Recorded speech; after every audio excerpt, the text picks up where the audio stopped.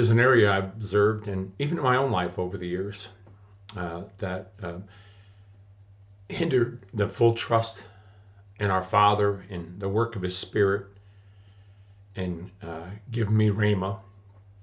And I'd like to share it. That may be a point that may be hindering you.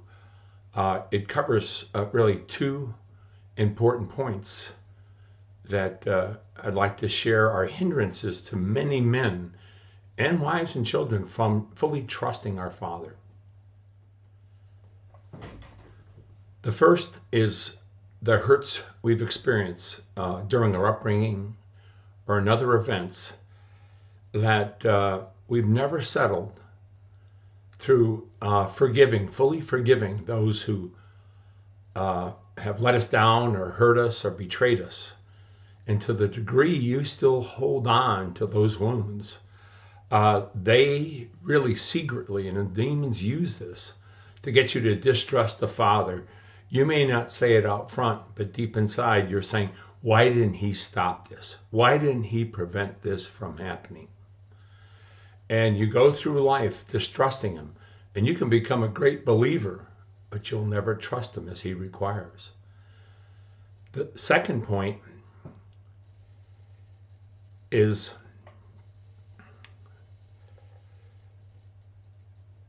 that every parent, with what they have going for themselves while they're parenting, is attempting to do the best they can. And so what I'm saying here, that doesn't make them great parents, but they have their own parenting style that they picked up from their parents. They have unresolved strongholds possibly that were never dealt with in prior generations.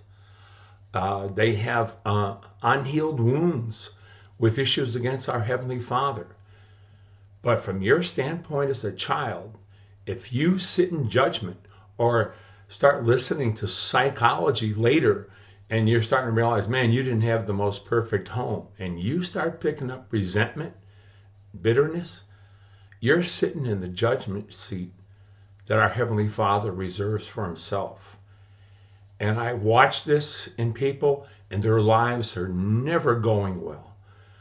Men who hit so many dead ends in life, get into financial problems, just normally end up divorced or just straining their wives and children.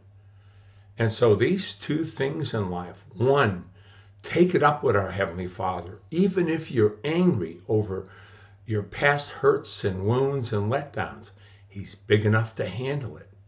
And He's probably been waiting years for you to take it up with Him rather than distrust Him, withholding affection for other people because of your wounds. And secondly, if you want to get out of this issue with your parents, you go to them. And this is what I did. I got on my knees and asked forgiveness from both my parents because I had an unholy attitude of resentment that God never gave me to have. And I know there's many counselors out there, Christian counselors, saying, well, they got to ask forgiveness from you. Not one bit.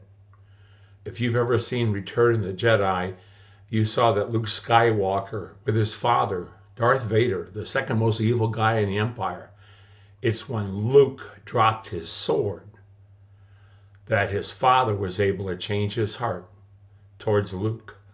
And every child drops his sword, and usually that sword is resentment and bitterness, not realizing that their parents did the best they could with what they had going for themselves at that time.